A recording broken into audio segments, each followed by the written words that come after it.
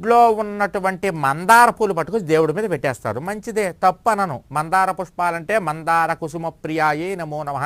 చాలామంది దేవతలకి మందార కుసుమానికి యొక్క ప్రియత్వం కలిగి ఉంటారు కాబట్టి మందార పూలు చాలా ఇష్టం. అందులోనూ గంట మందార, రేఖ మందార, ముద్ద మందార, ఎర్ర మందార, పచ్చ మందార, ఇవి ఇన్ని రకాల మందారాలు ఉన్నాయి కదా. మందార పూలు పట్టుకొచ్చి దేవుడి మీద పెడతారు. ఇన్ని పుష్పాలు పెట్టేస్తారు, కరువో కాలమో అన్నట్టుగా. ఇన్ని పుష్పాలు పెట్టమని ఎవరో చెప్పలేదు మీకు. భక్తిగా 7 పుష్పాలు పెట్టండి చాలు, సరిపోతుంది.